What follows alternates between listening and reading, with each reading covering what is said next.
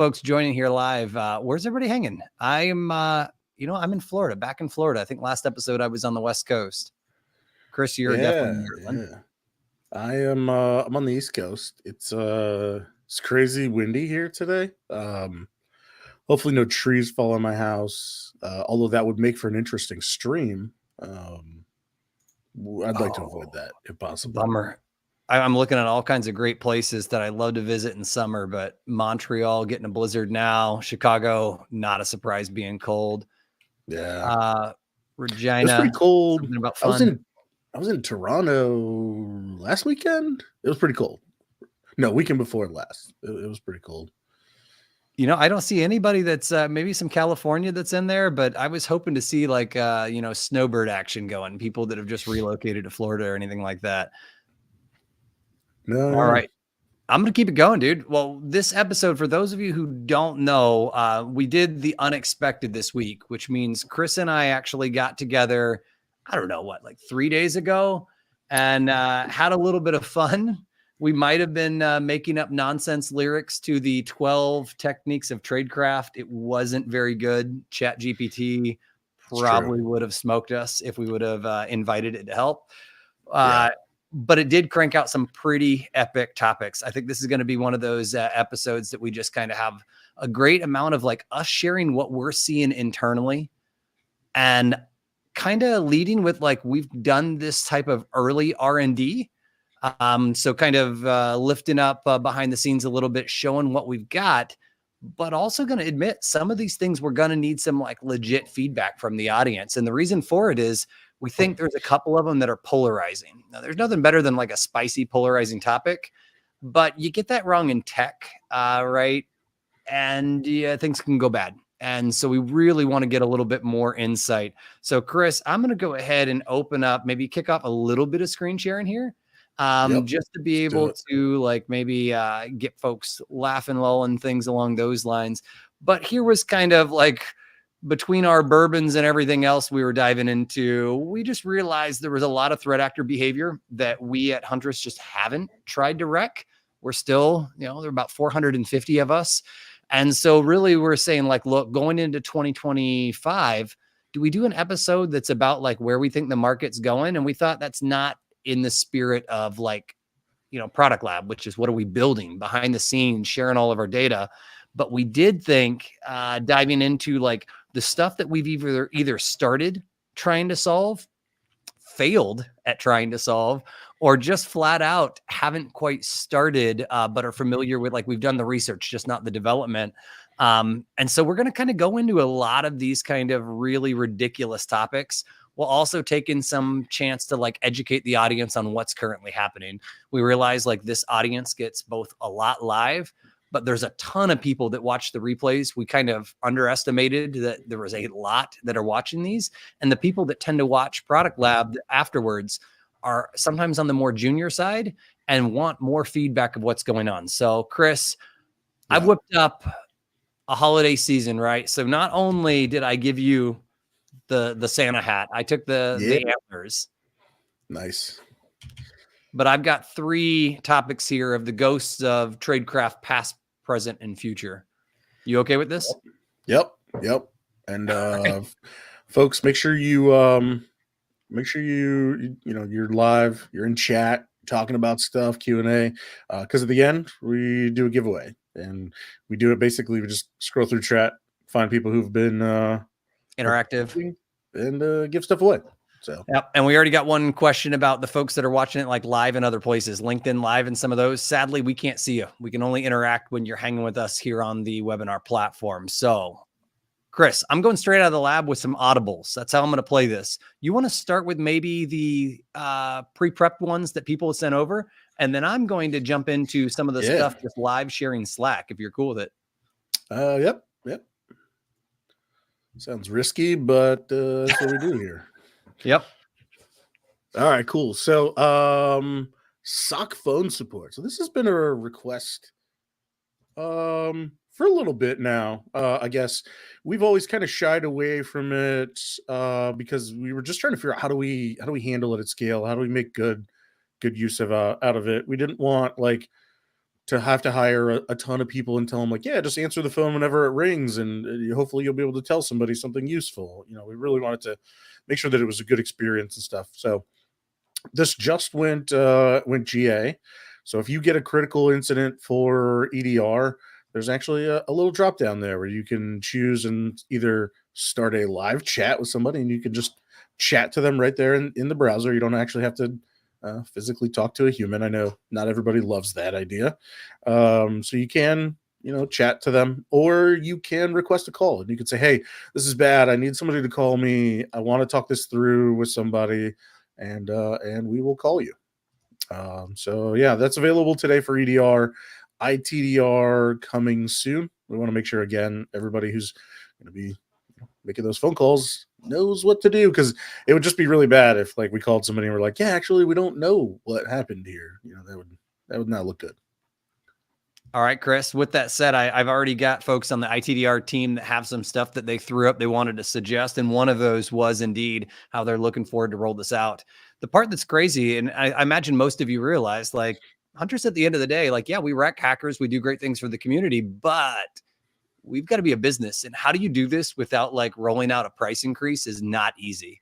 So pretty proud of the team who've been able to figure out how are we going to manage this, both better support, not cut into the cost of goods sold.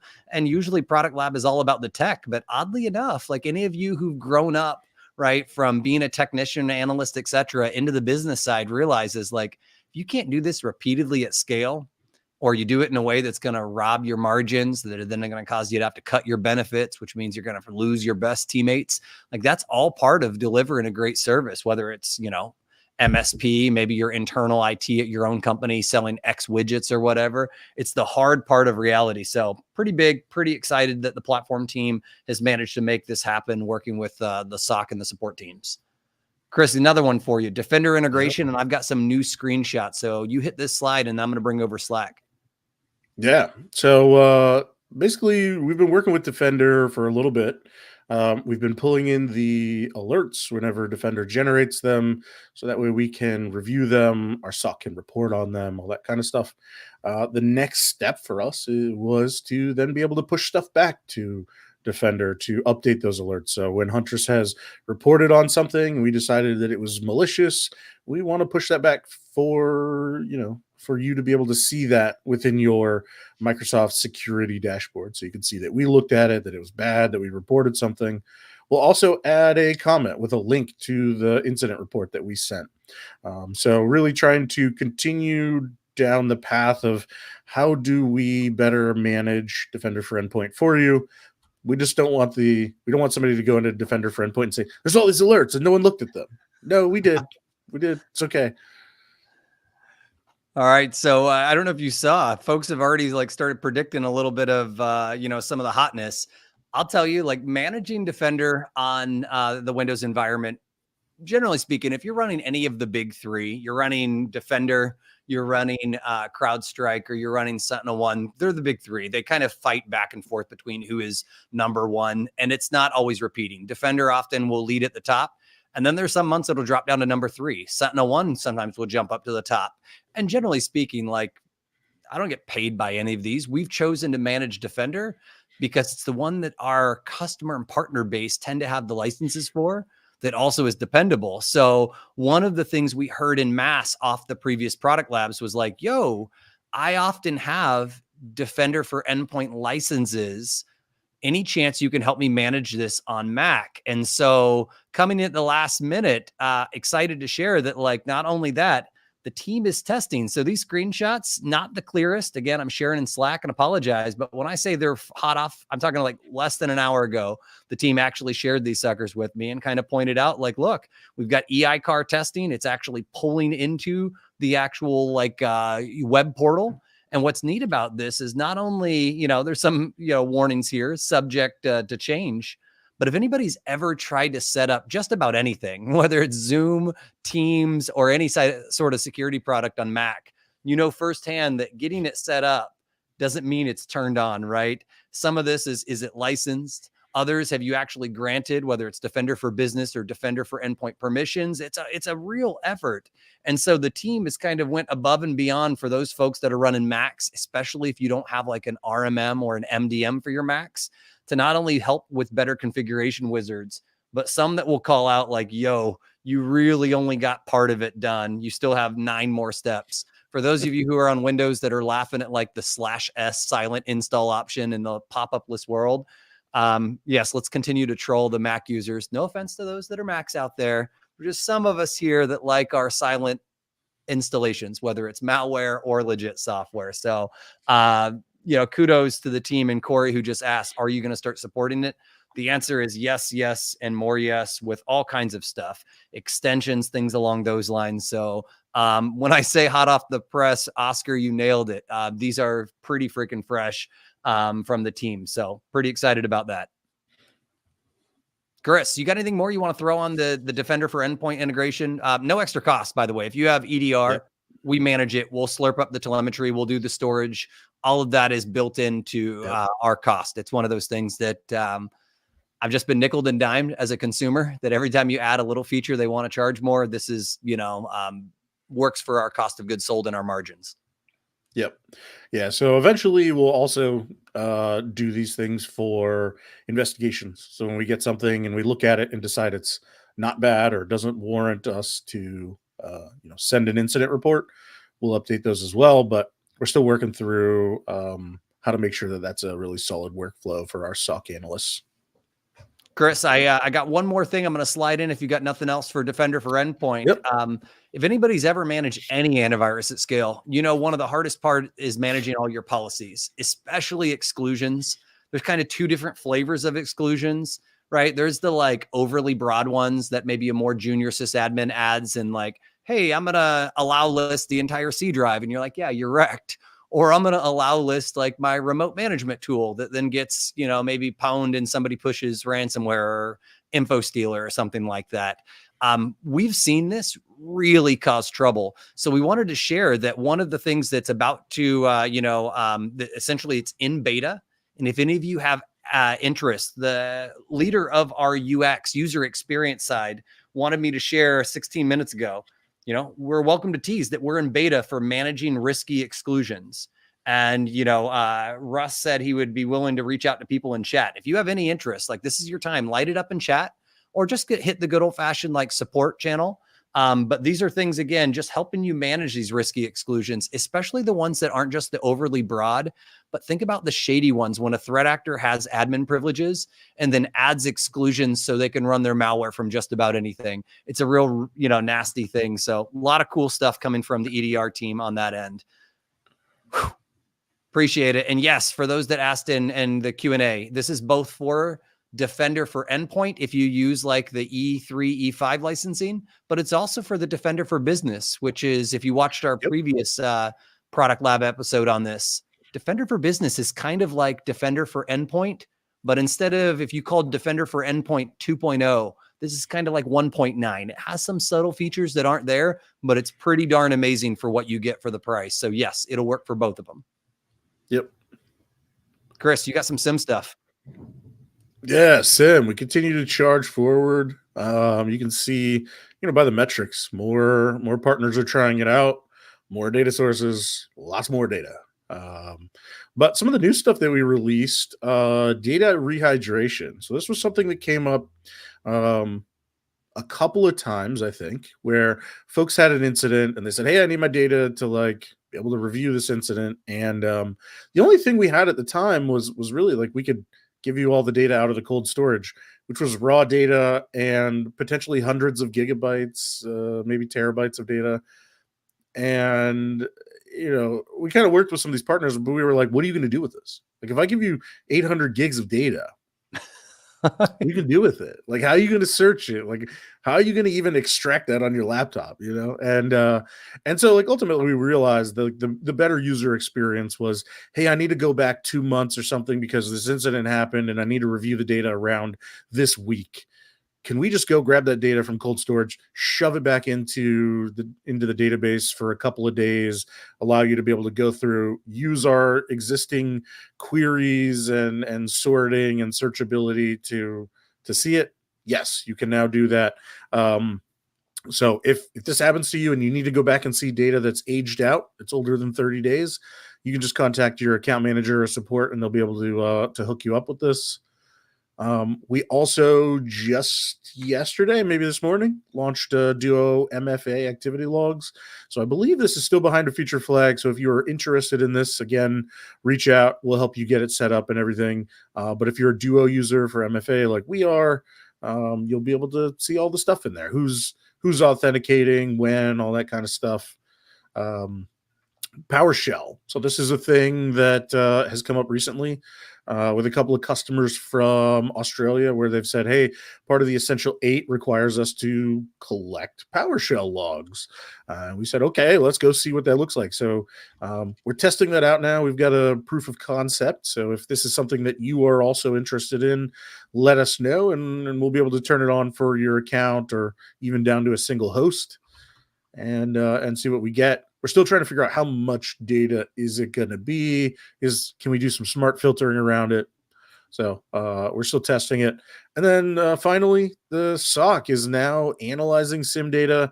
We've updated the SOC workflow to make it really easy for them to see, search, and we are sending incident reports based on SOC data. So we don't have all the detections in place yet, but we are detecting things and are sending incident reports. Chris, I snuck in a screenshot later in the Tradecraft section just to highlight some of that fun. So kudos first. I didn't see this bullet earlier.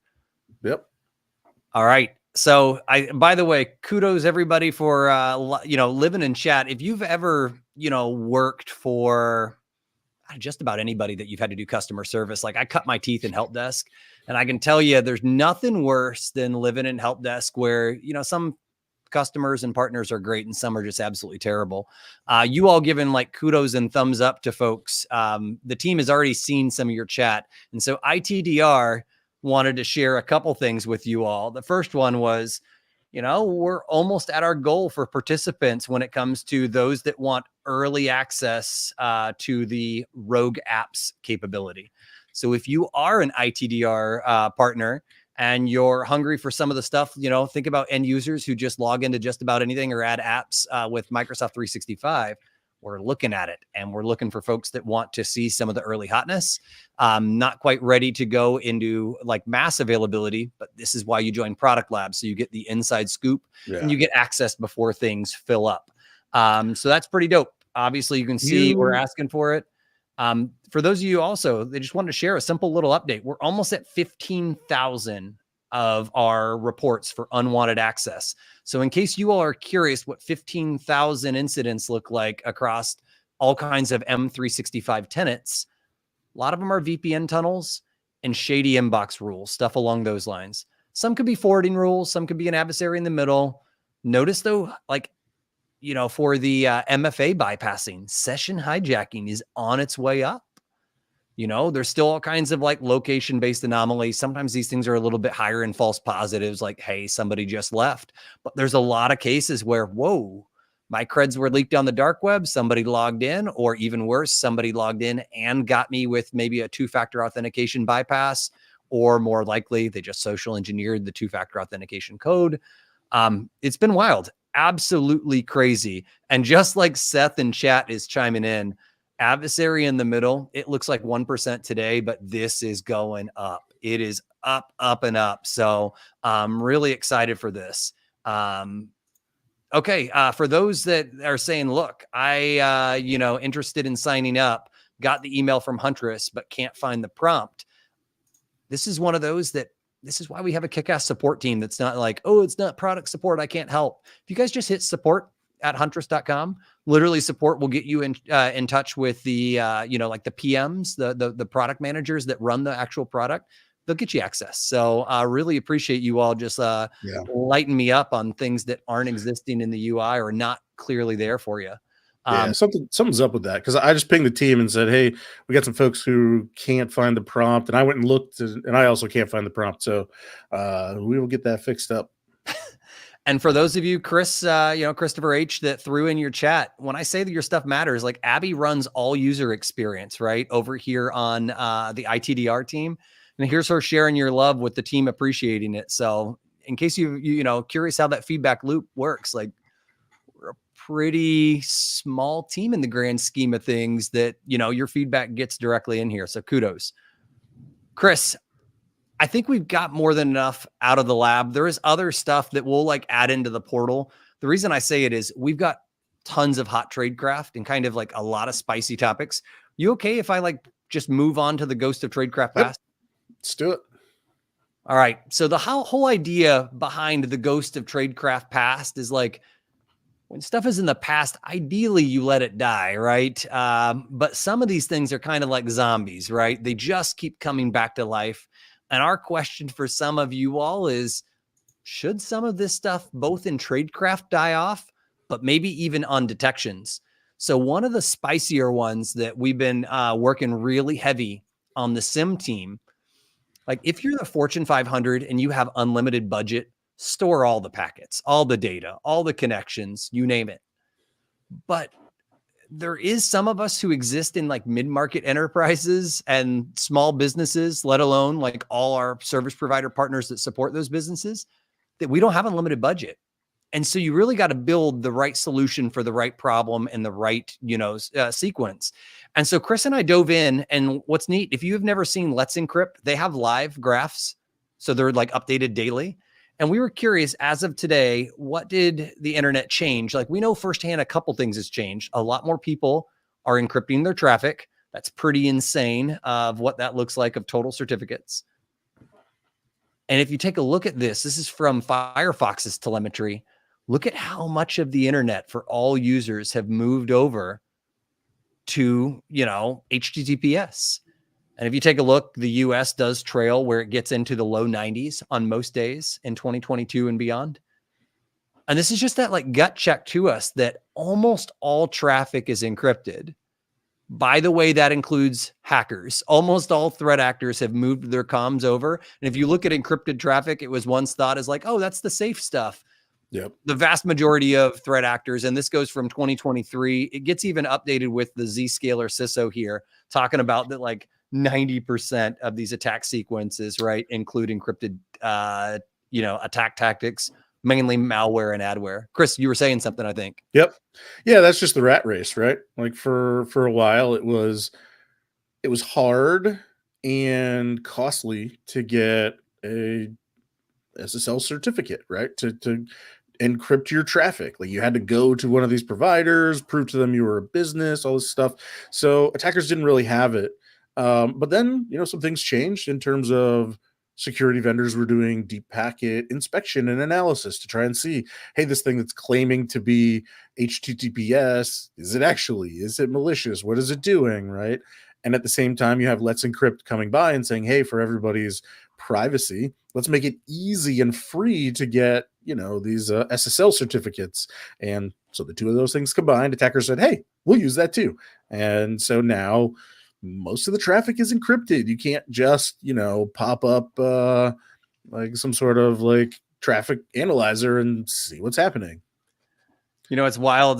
Chat's lighting it up with some good stuff. Spencer, is joking about the FBI, which has been notorious at backdooring crypto, right? They got to be able to gather, data and intel on everybody. But even the FBI warning of like, you really have to stop sending some of these text messages and use these encrypted messaging apps because it matters, especially with the compromises happening on the service providers for that, like law enforcement backdoors to phone calls. So what's wild about this and where we want to get your thoughts and opinions on is it turns out encrypted traffic is huge. It's expensive. And on top of it, a lot of whether it's your logs or even wasting cycles, having humans inspect like your, inbound and outbound communication, internal, like lateral moving traffic or externally moving traffic.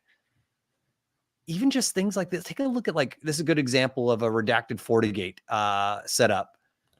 And even some of these logs that just generally say Snapchat's in use, Apple Maps is in use. There is a real concern here of sometimes less is more, but we actually think when it comes to this new world of internet, more is almost always less. And in the cases where you want to go back, you might have to store terabytes of logs and pay for that retention of logs, let alone now have to rehydrate terabytes of logs, which clogs up your filtering.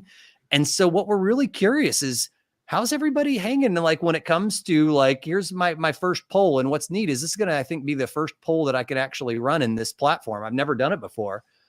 But when it comes to you doing network data inspection, whether that's full packet, whether that's you just keeping track of what's every source and destination, meaning you're not keeping full packet, I've purposely made these questions polarizing. But the wild part for me is like, what are you trying to do? How are you hanging, especially in this world where you have to be like cognizant of your cost on your data can become so expensive that the juice just isn't worth the squeeze to many organizations. So I'm curious how people are feeling about that. And obviously I'm watching some of the responses come in. I don't know if you all can see the same thing I get to see, but it looks like right now it's not evenly split, but it kind of looks like roughly 20% wanting it all, 15% saying drop all this shiz on the floor. And then, you know, kind of the masses, almost 70% saying like, can we get something in between? So I'll close the poll. And I kind of thought by polarizing it, it was going to end up this way. But what all are you actually doing? And this is weird, by the way. I will tell you, Chris and I live this world where we have gone even extreme and asked, should we drop every source and destination? Like, is network traffic just dead? Well, that's a little extreme. But when you ask those hard questions and you go back to like, what tradecraft aren't you finding? Believe it or not, when we went and looked back on EDR, there's only been a handful of those mass security incidents that we thought, ooh, we would have been completely blind to dropping traffic. Like, Chris, do you remember when 3CX got popped and their software like was backdoored, and the updater and software that got backdoored, it was calling out to GitHub. Like if we didn't have like that network traffic of who reached out to GitHub, it would have been hard. But it starts to make me wonder, like, could we actually focus more on like maybe the DNS resolutions, you know, instead of every like packet or every source destination, even like weird things like, do you want to know? Or do you actually want like roll-ups? Like, should it actually be like, yeah, you had a GitHub thing, but this is what it looked like, or you had exfil and it was a lot. So I'm just looking at chat now and it's got some pretty good responses so far of like people just saying like option 4. Yeah, I'll come over and sort the logs for you all by hand. It's what would you call it? Artisan. This is our artisan log hunting service at Huntress. Yeah, and I think it's got to be somewhere in the middle, right? Like keeping every single like packet and all that kind of stuff is it's gonna be a lot. You're gonna have to pay for it. It's not gonna be all that useful.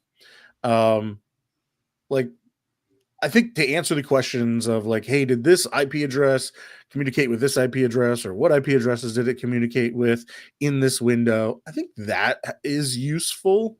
But you know, I don't know. I'm curious what people think. I've only seen it actually used a couple of times in that way, where like we knew specifically, hey, there's this attacker who was popping. I think it was FortiGates or Sonic walls. I can't remember. And it was calling back to very specific IP address, and so people wanted to know, has my FortiGate ever communicated with this IP address? Was I popped? And so like in that case, it was good to answer, but in a lot of cases, like an IP address just resolves to like Azure or AWS or something, and like hard to say what it was, you know? Yeah, was it a legit app in Azure? Or was it a legit app in AWS, or you know, the 12 dozen other ones, DigitalOcean, you name it, Cloudflare, or is it Shady Kyle serving his payloads from Cloudflare or whatever, you know? So there's some good stuff that I really want to dive into, Chris. First one, Jeremy asked one that's kind of like related to one of the steel threads that runs through our core values. He said, yo, it would be like interesting if you all published the findings you're seeing out in the wild. So Jeremy, this actually was not a piece of feedback that was unique. We've had a lot of people say like, you all sit on troves of data. Could you even just like sometimes tell us about like en masse what's happening, the trends? But other times, can you just make it like more relatable? Like I've seen a lot of social media, and even our Huntress social media at one time was every couple like posts was like, join a webinar, see us here at a trade show. And those are good, but they're not really like super valuable, and they're definitely not educational. So one of the things we started last November, Jeremy, was we changed all Huntress social media on LinkedIn. That I think it's like at minimum once a day, we're sharing redacted actual tradecraft and trends. So they're like URLs reports with all the like juicy stuff of like who you are, the attribution side removed, and sharing that stuff raw. And we're trying to do that both big trends for like roll up, so like quarterly analysis, but even just one-offs when we're seeing so many of these that we can give you all like insider scoop. So call it like threat intel light, or maybe like just like exciting threat intel. So take a peek at that if you haven't looked at that, but we're going to keep going in this direction, including there's a whole team called Adversary Tactics at Huntress that they publish the bigger like quarterly, small business and mid-market enterprise reports. So that's dope.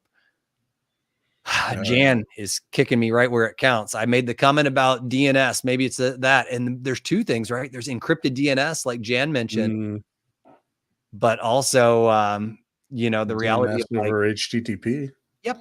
A lot of the browsers supporting DNS over HTTP that most of the DNS filtering software doesn't really look at. So these are thorny, but I'm hearing loud and clear that you all are hearing some of the pain point that we're coming from.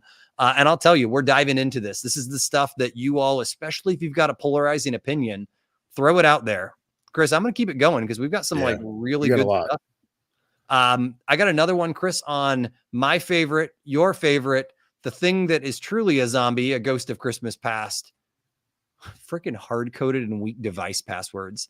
Like I thought you were going to say Chuck Norris. Chuck Norris, he won't die either, right? But he's not a zombie. He's quite live and well, juicing it up on Mountain Dew. I didn't spend much work trying to find an old article. I was able to, like with one like quick Google search this morning, was able to find people like complaining about this 14 years ago. I'm pretty sure this problem has existed a lot longer than 14 years. I remember early 2000s seeing like actual news articles on this. So what was that? What was that like botnet that like put together a bunch of IoT devices based on like their like they all had that was an old one. Oh, I mean, there's been a handful of these. I can't believe I'm failing to remember that botnet. Mirai is definitely more recent, and it has been more like IoT vulnerabilities than configurations, but part of Mirai definitely has that, Matt. Good call out. Hard-coded passwords, medical device, like it happens, right? We know this happens. The part that we want to talk about not dying, and we want to kind of throw some points that we're seeing. So this is a good example of that threat intel. Like on a daily basis, even in 2024, we are seeing from the sexiest like SOCs and MSSPs to like the more like traditional IT departments and even like junior MSPs getting wrecked with these built-in freaking passwords. They're almost always in like odd things, by the way. This one that I wanted to share with you was a copier machine. It's a Wise copier. At the time that I wrote it, it appeared to be a Wise copier. We actually got confirmation. This is a Wise, one of those big multifunction devices. Think of like it does scanning, copy, and all that. And then it like securely shares your files over like an open share, or it could do like SFTP, stuff along those lines. That's what we're talking about. And I'll be darned, in this situation, copier, I don't know why it was on the internet. DMZ, yes, all these things are realistic, but like immediately. So we're talking about within seconds. It's a good example of like when automation comes into play. Within seconds, from compromise to access to the endpoint to immediately running post-exploitation. So doing internal recon, running advanced IP scanner. Obviously that's the sad part. It gets really sad when you start seeing them enumerate domain controllers and things. This is rough. Kudos to those that called me out in chat. Wise is not the only one. There are all kinds of it. Sharp. I've seen a handful of these. And what's crazy is sometimes the people doing the installations, it's actually not the vendor. It's sometimes the installers or integration companies. So we've even seen insider threat for like companies that do integrations come in and do an install, but they use the same password on your MFA, your multifunction device, as they do on somebody else's, like all of their tenants. And then you have like a salty person get fired that's doing these copy machine installers. They sell your password, or they actually start extorting you because they're angry that they got fired. We've seen it all. So even complex passwords that people get in because you think someone put a complex password in, but you don't realize the same vendor uses that password at 500 other people, and it gets, ponzered. So, this is bad. So we're still seeing it. This was literally just a couple weeks ago. Oscar dropping legit Xerox passwords. And we're going to show some more passwords here in a second, continuing the spiciness. But we wanted to show you, this is one of those incidents where it's actually correlating some of the SIEM work. This was actually EDR and SIEM working together. And our SOC managed to figure out like, crap. Somebody got popped on their, I think this is maybe FortiGate device. I don't remember. And gets popped on the edge and it moved to the endpoint. And it turns out, how did they move from that edge device?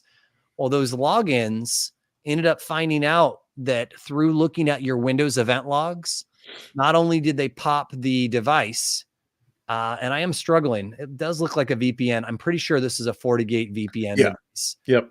We believed it was. Oh, there it is. Rotate all passwords on FortiGate appliance. I'm not wrong. Yeah. But notice here, this has got, it hit a machine named Workstation NT. And I think these were just something identifying about the company, that in this actual boardroom, they managed to authenticate. And it was just one of those things that it wasn't necessarily a hard-coded password. Just someone made an easy, because a lot of people log into the boardroom devices, and made some probably like there's probably somebody had the password written on a whiteboard that had to be super simple. And when somebody gets past your edge device, because maybe you had a vulnerability on your edge device, it's not very hard to pivot and pop those. So this is just us saying like, this is so realistic that, it was 5 days ago from when the screenshot was taken. I think this was the beginning of November. So about a month ago. And yeah, for those of you saying smart boards, think of all those Zoom appliances you can buy that are like, hey, they log into Zoom or they log into Teams, but they all have the standard password. It's bad, bad, bad, bad. So we're curious. This one, we're not going to kick off a poll, just an informal one. Like, how do you all keep up with this never ending like fleet of devices? Because like, we've got some hypotheses on our end of how we're going to try to find weak passwords, what we're considering building, or what have we already started and tried building. But how the heck are you all doing it? Because we are not the sole experts in the room. We usually just see the carnage everybody gets after this goes down. So while we wait just to see what you all are thinking, I want to bring a couple of these up on screens. And Matt B kind of hit it with his first one. Basic automated pen testing service. We are really looking at like, is there a better way to do this? Or even, I don't want to say a cheaper, because nobody wants to be known as the cheap product. Is there the right sized version of this? And I will tell you, it's a pretty decent idea. There's a whole bunch of these. I actually like the guys at Vanahai. Not a big fan of the acquirer of Vanahai, but they look like they were going in the direction of something like that for those that are in the MSP channel. I'm curious, obviously Tenable. A lot of people use Tenable for these type of things. Comes with a pretty big price tag. Even some of our mid-market folks are like, look, I'd rather take that budget and put it just about anywhere else. Yeah, people joking. People are managing it. Yeah, James. When we're talking to most of our, again, it doesn't matter. Even the sexiest socks, they're like, 99 out of 100, we rotated that. But there's the one that we, somebody skipped on the spreadsheet or accidentally copied and pasted and missed, or they just didn't know the device exists. That's actually super common in big organizations that have like, other co-managing. Somebody just rolls in there and it's a vendor or a consultant that just wrecks stuff. Oh, I know. I'm going to get beat up. I got roasted the other day for talking about LastPass. Now that I talked about a Kaseya company, Chris, the pitchforks are going to come after me. Yep. But the point we want to say is like, we're also thinking about the vuln scanning, but man, is it not hard to keep up with every single just shitty device and app. It's you got to drop it. I also am a fan of Greenbone. That's the open vulnerability scanner or vulnerability assessment scanner. That's I think it's still bundled in Kali, but there's other ways that you can run it. I like the idea of open projects like this. So, what's the benefit of bringing a paid project? Well, sometimes it just stinks to like maintain your software, maintain your updates, or have somebody that's using their industry knowledge. But we're looking at this, by the way. We're looking at this a lot. You know, some of this, by the way, we wanted to share with you of what we've learned is some of the newer devices are finally coming along and supporting either app passwords, which are usually those one-time generated, very, very long, unique keys or strings. And some of them are even supporting SSO. So if there's any advice we can give you all is like who you buy your device from matters. If your device still only takes like some basic password, you're going to open up your door for trouble. I want to call out though that like when it comes to apps, the SSO tax is still really very real. I am not always a huge fan of like public humiliation, although sometimes it's warranted. I feel when it comes to companies that charge more for SSO, there's been the SSO.tax or SSOtax.com website for years. Thank you, James, for dropping that on there. This is disgusting, and it always punishes those that are like the most underrepresented, under-resourced, and kind of under attack, the smallest of the small. Not even just the smallest of the small. That shit gets us.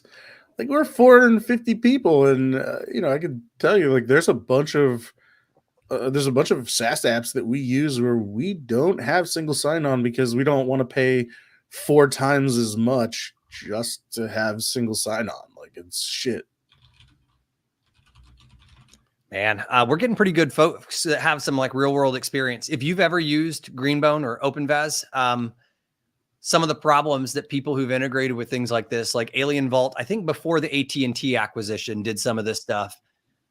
Gosh, it's noisy. It can get really noisy if you don't have somebody to help managing that for you. It's kind of like most things. It's like, oh, that one time that it finds something, it pays off.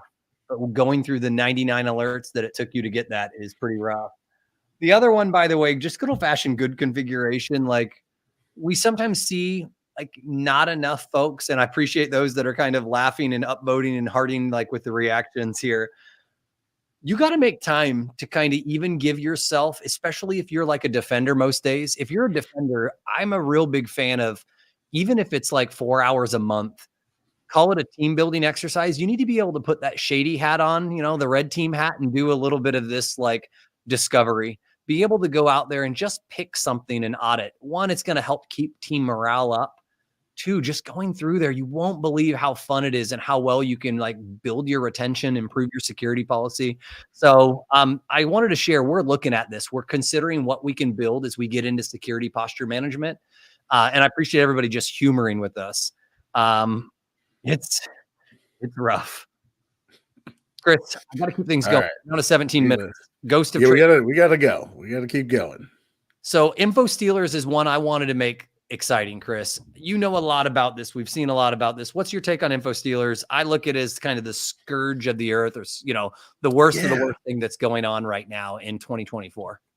I think for a while I thought like, yeah, Infostealers are so lame, and then I started to see the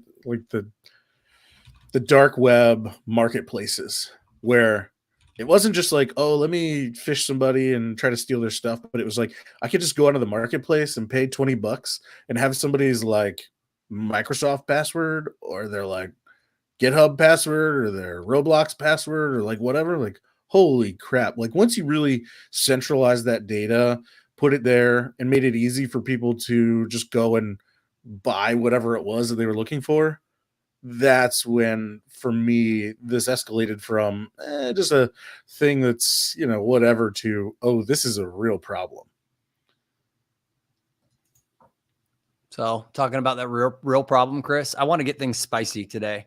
I will tell you all, I am not a fan of public humiliation. I'm a big fan. I believe as a security practitioner, you got an ethical obligation to, protect the vulnerable, right? There's also like moments that I find myself of like where the rules for 2020 is not the same thing as 2024. And it sure as hell isn't going to be the same thing as 2030. And so, Chris, I prepared a little bit, like just to show people like how commoditized password data is. If anybody's not familiar, the word on the dark web or in hacker groups is logs. We're trading logs. And notice here, I took a screenshot this morning from one Telegram group called Mooncloud. Anybody can get onto this. Notice there's about 19,000 subscribers and it's free. All they do on this group is steal other hacker groups' logs and share them publicly. And what's nice is this is good. Like I've seen actual vendors scrape these logs and they try to populate their lists of who's been pwned. You have to keep in mind, free logs, though, are almost never Western countries. They're almost always like, think of like, you can't just say third world, but they tend to be places that won't pay a ransom because there's not enough budget. And so what we wanted to show you all here real quick is just real life, how this goes down. So we're going to explore some in real life. And maybe as you all, I'm going to give some like pauses that you all can help me as we go through a little bit of live data. And I'll tell you, there's going to be some passwords shown here. Is it classy? Maybe not, but there's some of these lessons learned that if you cannot see how realistic this is, you just won't believe. And so gonna jump out of the slides, gonna just do some minimization. So those three that I shared in the slides, right? Keeping things going here. It was these three: Trident Cloud, Godless Cloud, and something Violet Free Cloud. I already downloaded them. We have all the folders. And if you all have never seen these before, they're literally just batched up in unique endpoints. So this is somebody who's been compromised in any way. Could be software, could be remote access, could be an exploit. Most of the time, it's just somebody installing some free software. And you'll notice when any of these Infostealers, Redline, Raccoon Stealer, they have almost their own schema. You'll notice some of these are in different formats, but most of them are similar, meaning they almost all use like, hey, let's take a look at the passwords or the processes list. My favorite is installed software, right? And if you want to see in real time what like installed software looks like, right? Pretty basic, right? That's not great. Somebody browsing for SQL Server. I didn't expect that. Some AnyDesk in there. So this might actually be somebody in IT. I didn't really dig into it. What's even more fun sometimes, if you're looking to learn with these free logs, you can sometimes jump straight into the process lists. And we could play a little game here real quick where maybe you all, as I'm scrolling, why don't you call out if you see some, something that you think is malware. We see that AnyDesk. We see Google Update on some of these. I don't think I saw anything that's overly obvious of what the malware is. Maybe start menu. That's a little bit weird. Just called start menu alone. But what's fun about this game of jumping in and going through and looking at these, you can learn a lot about the problems. It'll also open your eyes big time into like just how much negative stuff goes on and how low the bar is. So I went real quick to another user. They're using torrents. I bet this is somebody downloading some free game crack or something like that, or maybe cheat codes. And as you go a little bit further down, usually with gamers, they wreck them with malware. So I'm already starting to look a little bit at Run DLL 32 running. Look at this. Yeah. That is very clearly, look at all these things running in this user's app directory. So they probably don't even have admin privileges. Steal C, that's steal credentials. That's probably the name. That's how low this bar is, folks, on how this happens in your network. And the part that will blow you away is the time from compromise to the time they've harvested all your credentials is only about 30 seconds. It is usually purely automated. And I see folks reacting, laughing. I know that's like one of those cry laughs. So help me here. Let's look at some installed software. Well, we're kind of out of time. I tend to look at like, my favorites is to look at like what security software, even in, third world, you'll see a lot of the free. I don't know what Reason is. McAfee, some Kaspersky. Reason is that cyber reason? Yeah, this is usually Chinese 360 safe, Kihu 360. Oh yeah, yep. HP Wolf. I don't trust HP for my security, no offense. A lot of these, and I bet if I throw the word malware, there's probably going to be some anti-malware software, free stuff. Malwarebytes, everybody loses and misses some. But the stuff I want to share with you are on the passwords. Remember those password files that I talked about, passwords.txt? Look how real this gets real quick. And you can start seeing, like, when we talk about password reuse, it's not quite reuse. Well, maybe there it is. GTA 5 Grand Theft and, what they're using for Facebook. That's pretty stinking rough. But notice how often you got some folks, some shady folks like Matt in here, Matt Kiley, talking about parsing tools. Well, let's search this at Mast. Maybe we can find something that's really going to hit close to home. Password files, like what is it? Is it Microsoft Online?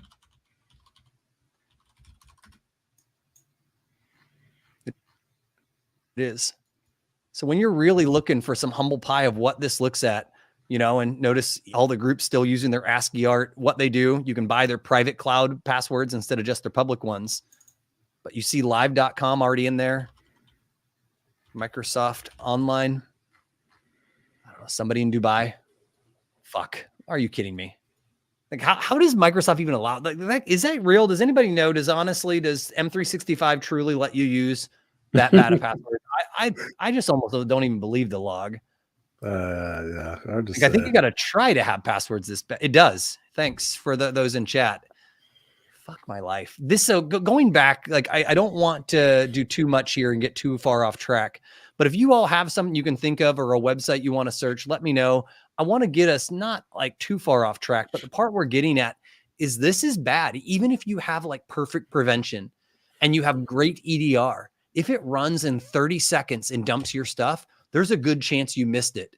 So some of the things that we're playing with, because by the way, we're not perfect at Huntress by no means. We've even found sometimes like Huntress access where somebody was reselling access on the dark web and the Huntress software was on there. It was remote desktop. But that's the type of reality of 2024 cybersecurity is nobody is perfect. Anybody selling you that doesn't happen is bullshitting you. And so we're starting to ask ourselves, like, even if an Infostealer can run super quick, they blow by every antivirus. I don't care if you're running CrowdStrike, the best version of SentinelOne complete with vigilance, it blows past just about everybody. It is so ephemeral. And the things I want to share is there's some things that are happening that you can do. I really want to emphasize that even just something like security posture management of stopping you from saving credential browsers or credential browsers in your credential. This is something that can actually make a pretty good effort at minimizing your attack surface. It will piss off end users. It will encourage reuse of passwords. So you have to think about that, right? I will tell you, Chris, I mean, you have done a lot of our SSO, and you and I both know that making one key to rule them all is dangerous too. Do you want to hit this one real quick? And I'll take the last one. Yeah, I mean, I think, and I saw somebody, say that in chat of like, hey, if somebody gets, into your SSO and they can authenticate there, they can authenticate to everything. Yes, that is true. You could say the same for a password manager, right? If they get the master password, they've got all the things there. The benefit of single sign-on over just a password manager is that centralized place where you can shut everything off, right? If I've got somebody who has a password manager but passwords to 30 websites, if we offboard them tomorrow, I got to go figure out what websites do they have access to. I got to go to each of those websites. I got to disable, delete, whatever their account. And like, it's a huge pain versus if those were in SSO, I could just go into SSO, disable their account in SSO. They can't log in anywhere anymore. Right. So there's pros and cons to it. I think overall that for me is better of like just that centralized management, having one place to shut it all off. But to each their own. Yep. And those of you who don't know, I think it's an experimental. Maybe it's not. Maybe Edge has actually released it. But one thing Edge has started doing, this problem, by the way, of passwords being, easily obtainable if somebody gets access. The historic mentality has been, don't let somebody get access to your actual browser. But the reality is like, easier said than done, when everything seems to be vulnerable and everything's so complex, like it's just not very fair to come with that mentality. So Edge has started enabling a feature, or maybe it's a feature you can enable that will store your credentials instead of on disk that can be decrypted. They're starting to store them in TPM.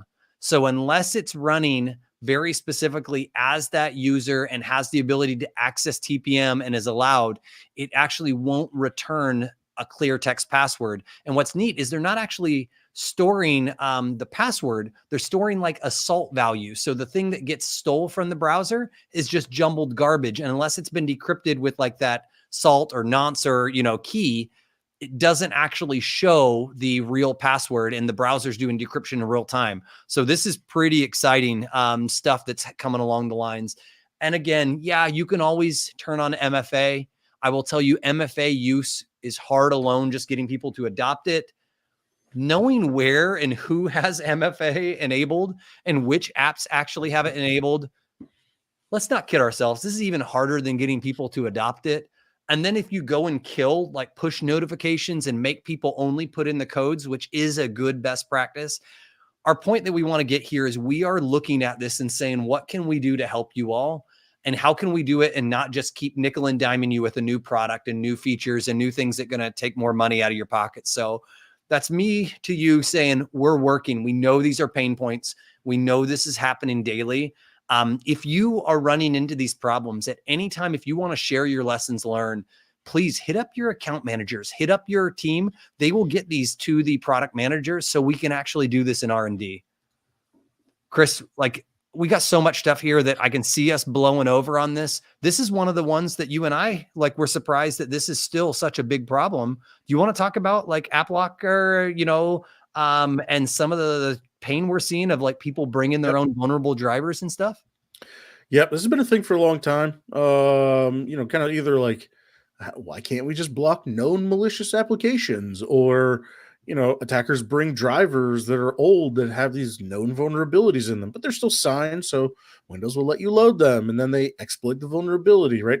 They brought the vulnerability to you and then used it on you to get, kernel level privileges. It's pretty crazy.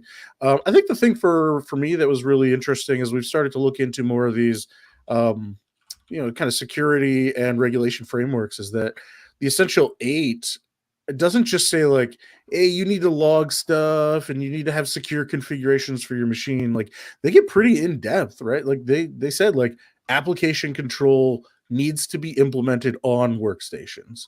It needs to be applied to user profiles, and it needs to restrict execution of these specific things. And this is at maturity level 1, mind you. Like the Essential 8 goes to maturity level 3. So it only gets more intense from here. So I think for me, that was pretty interesting. But what we wanted to kind of talk about was, okay, cool. Say you want to do it. How do you do it? How hard is it? And look at this. This is a file that is 4,500 lines long, and it contains the hashes for just one vulnerable driver. So there's a lot of different iterations, versions of this driver with the vulnerability. 4,500 lines for one driver, right? Now, how many of those drivers are there? Literally hundreds. This is the challenge of this. Like, how do you keep up with these kind of things? Yeah, dude, I'm right there with you, Chris. We are almost at the top of the hour. I think, Chris, we should give people some prizes, and if folks that want to roll with us, maybe we'll just keep flying through some of these things, because it's not tons of fair that we've got too much content. Yeah. Have you seen somebody lighten it up? Somebody who hasn't won last month? I know this is a little bit of the bias game. Maybe there's a Huntress teammate on here that's seen like somebody asking good questions. I've been trying to respond as needed, but it's a little hard. Yeah. All right. We're scrolling. Has anybody in here actually won previously? And what was the quality of the swag? Is it good? Is it coming out okay? Are we sending garbage? I feel like I've seen a good bit from Corey D. Is Corey D one? Is he maybe you just come on here each time with I went back through my slacks. I don't think Corey D has one. We've got most handsome from Dan H. I mean, can we have I mean, that counts, right? Most handsome. I mean, I trust anybody behind the chat. Yeah. All right, works for me. So Mark won a solo stove. That thing is amazing. Did you get one of the teeny ones for like marshmallows, or did the team send one of the big goofy ones? I'm not hating on the big goofy ones, but the little ones are so great for s'mores. Yeah. Keeper kind of most shit post gets an award. I actually am a big fan. All right. Love the solo stove for s'mores. All right, Chris, did you choose somebody? I picked Corey D. Do you want to pick one? I mean, I kind of like just the idea of self-nominating yourself as most handsome. I mean, that to me is the type of nonsense I would say. So can we give it for that? Yeah. No, I think that's legit. Okay. Well, Chris, how do they reach out to get their prizes, stuff like that? And we'll So email swag@huntress.com, and we'll get your info and hook you up. So you said it's just swag? Yep, swag@huntress.com. Nice, nice, nice. Okay, well, hot damn, that works. Is that Dan H? Yeah, Dan H. Yep. Dan Handsome, damn handsome. And this is how I end up in HR later today. Here we go. Keeping it going as we were talking, trying to get we got you confused on solo stoves and nonsense. Chris's point, though, that he's talking about is legit. Like, we thought like 2 years ago when people used to ask, and ThreatLocker has been like a really good addition to the security community, helping make, application allow listing more acceptable. So we kind of were surprised to see like, still, 1 year ago, people still, how do I lock down end users? And usually it's like auto elevate. Chris, do you remember the name of that company, the Australian company that a lot of people use for allow listing? Is it Airlock? Maybe that sounds something like that. Yeah. Something like that. But what's nuts is even 1 month ago, right? 27 days ago, we're still getting, and notice people throw out, hey, ThreatLocker's there, auto elevate. There's a lot of these vendors that do a good job. We've started reaching out to people and they're like, tell us a little bit about what's going on. And it turns out there's a handful of things going on in the allow listing world. Some of it's just good old fashioned cost. Like a lot of people that use ThreatLocker Cyber Hero are actually really happy as long as they have the budget. I guess it's a little bit more. I saw some tips on sysadmin Reddit on like, hey, if you complain a little bit about cost, you might be able to get them to throw in something cheaper, Cyber Hero for free. You heard it from Reddit, not from me. But keeping that going, I actually saw a lot of these type of posts, which is like, yo, I know we have Airlock. This is probably somebody in Australia, or maybe it not.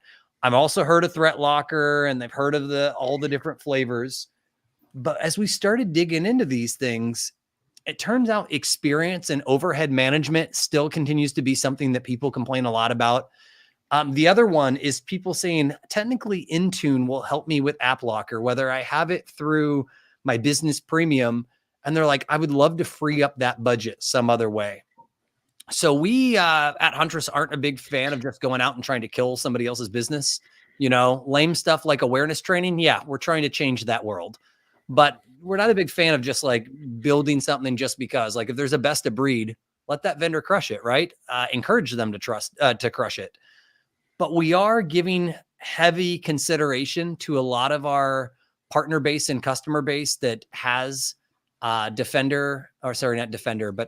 premium and E3, E5 licensing.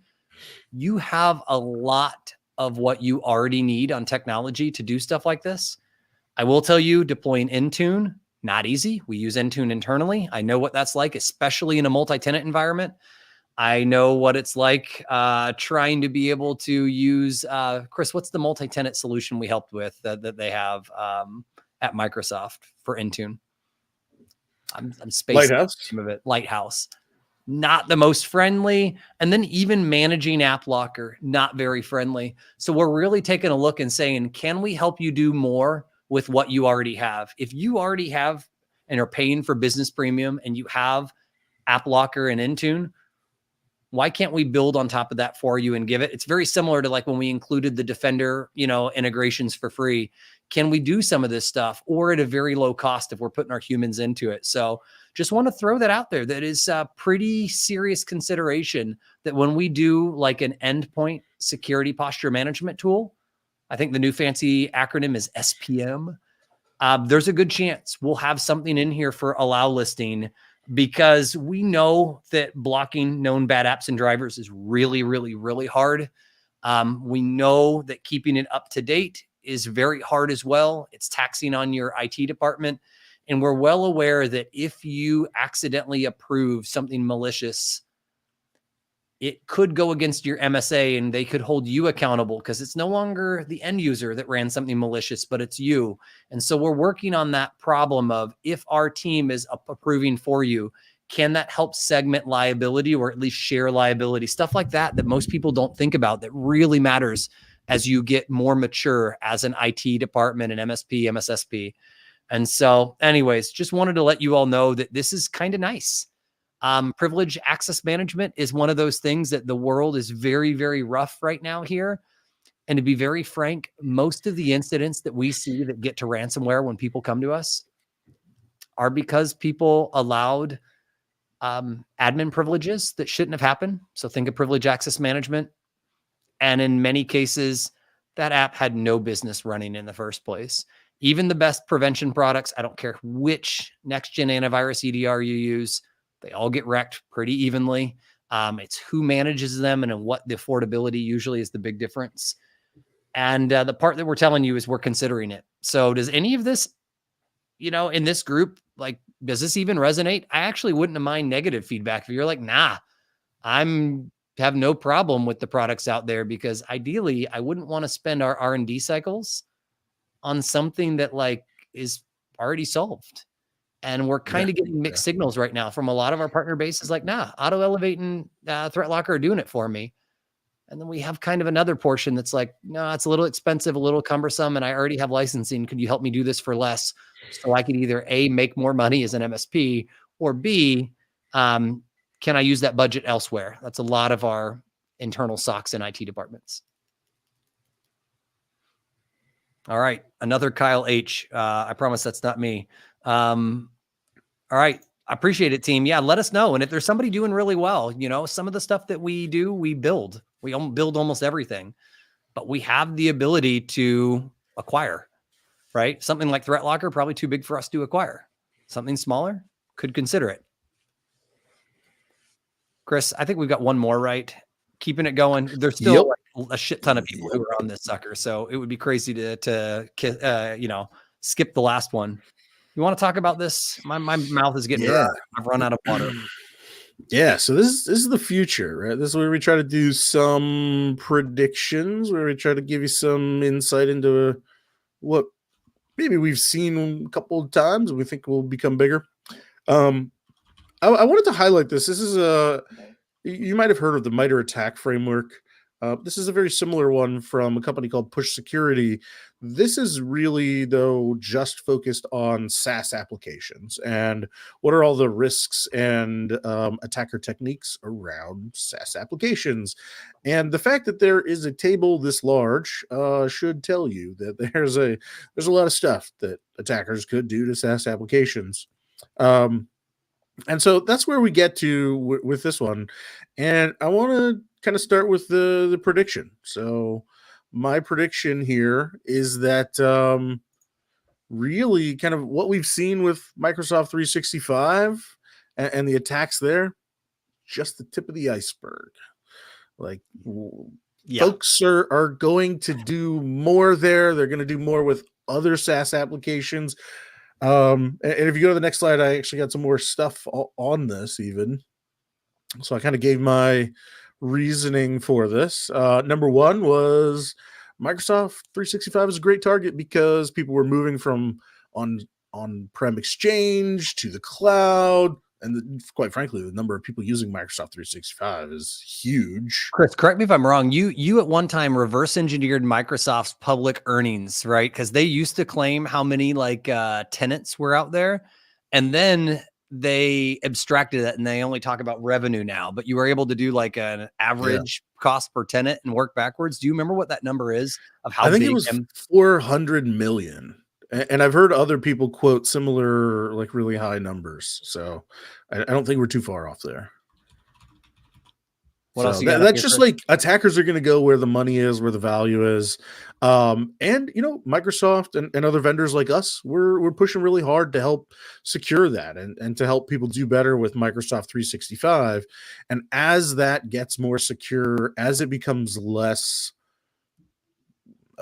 useful and effective for attackers, they're going to move to the next thing because, what's the easiest way to get money? That's what they care about. And so, more and more work is being done through the browser. SaaS apps are the thing. I mean, just think about all the stuff that now you do through the browser that used to maybe be an application, whether that's like email or document editing, or we use tools like Figma and do like design work in the cloud. Like everything is really through your browser anymore. So SaaS apps are the new place with all the data and all the workflows.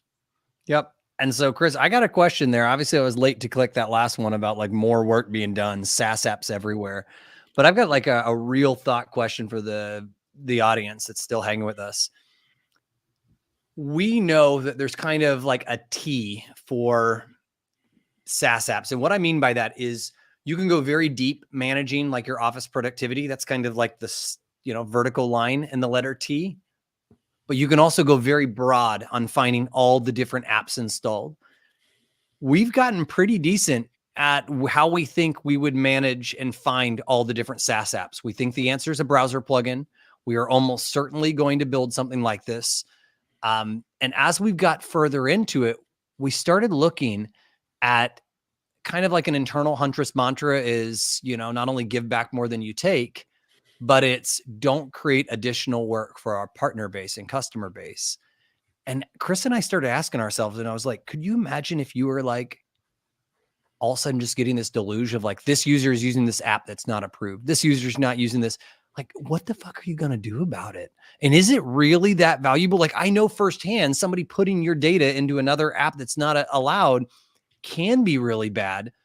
But I was trying to think through that user experience, Chris, and like what that was going to be like of all day. I get 100 notifications of people logging into stuff like their Snapchat and weird stuff and using creds here or there. Like I can see us creating a ton of what we call escalations, right? Incident reports. That's for us telling you this is wrong. Here's how to fix it. Here's the easy button, or let us auto remediate it. But escalations are us saying like, yo, we will never know enough to be able to know if this user is allowed to use or log into this. Let us escalate to you. And Chris, I'm looking at that. I want to hear from the audience. What would be useful for you? Like, what are the scenarios you're thinking about? And are you feeling what we're putting down here about like how potentially annoying it could be of like just this nonstop, deluge of user logged into this app, so-and-so signed in here. They're not supposed to be putting their data there. Like, would your company just get pissed to hear from it? Or would your customers just get annoyed? Like, how would your audience feel to get that type of notification? Yeah, and we've seen this a couple of times. Like we saw this with our ITDR product when we launched it initially. We've seen some of it with SIEM. At the get-go, folks feel like they want all the alerts because it helps them understand whether or not the solution is finding stuff. Is it finding bad stuff? Doesn't matter. At some point, though, it really starts to flip over to where you're saying, oh my gosh. Like, I understand that you're finding stuff. Like stop sending these incessantly. Like, it's too much, And so, finding that sweet spot of like, how do you help people understand that, like, hey, you are doing these things versus just finding only the stuff that is actually bad and is actually actionable and somebody needs to look at. Finding that sweet spot is a little bit harder because like security tools are often black box, right? If I sign up for something and I don't get any alerts, I'm kind of like that meme, that guy with the stick who's poking the thing. Like, hey, is this on? Do something, So we've had some good commentary. Alan was asking like, yo, is you guys thinking about this for like maybe as a sales tool? Like, whoa, you got Sprawl here and can help people sell like as a, VAR, MSP, MSSP, somebody who's doing like IT services? Or are we thinking about an ongoing alert? And I can see there being value in both of those, but I was thinking mainly in that, how do you keep up your health, right? Your baseline. We talk about don't install apps. Think about the equivalent of like an app locker for the SaaS world, right? Or a threat locker for the SaaS world. It's a lot easier said than done when it comes to websites that you can log in and everything having an app now. It's the sprawl is very, very real. And even knowing about the 10,000 apps that are allowed, you really, in endpoint, you just don't want the malicious ones. Yes, maybe there's some sprawl, like you don't want somebody torrenting to minimize your risk as a company for like copyright violations or whatever. But gosh, if you continue to look at data where people are either, sometimes it's salespeople that will just upload your customer lists into their third-party app so they could do mass email sending. They haven't got permission to it.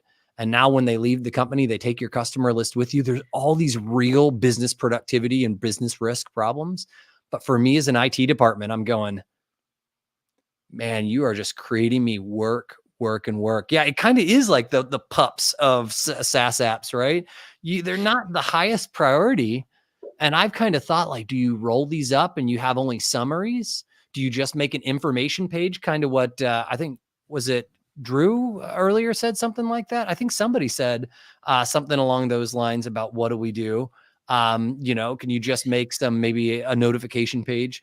But this is the stuff we want you all thinking about, because when it comes to like new hotness and spread, what is very clear is the identity is the new endpoint. Threat actors are moving into your accounts probably faster than most appreciate, now that you see how easy passwords are being kind of wrecked and how good attacker tooling has got at capturing, for instance, security tokens, you know, or browser session tokens that allow you to be able to log in, bypassing two-factor. These are real threats. So anyways, team, our goal for December was to inundate you with the shiz that we are kept up at night about. I hope that this has been useful, seeing behind the scenes. We really hope that this kind of not only empowers you and your own organizations to think about it, but we're being selfish. If you have things that you would like to see us do, please go to feedback at, .huntress.com and light us up. That's that website, right? That you can go and upvote.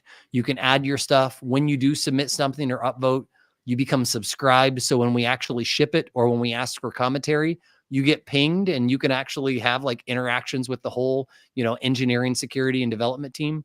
So that's it. That is an hour and 15 minutes worth of us trying to drop what we've shipped in the last month and trying to get you all thinking forward in 2025. I hope you've enjoyed it. If you didn't, light us up. Let us know what sucked. Let us know what to do for future episodes. Yep. Chris, I'm pretty good. I appreciate the love from you all. Like, I'm seeing the reactions and stuff. This stuff does keep us going. It's really easy to get bogged down in the business stuff. So thank you all. Yep. Yeah. Thanks for coming. Thanks for hanging out. Thanks for participating. And we'll see you in the new year. All right. Bye, everyone.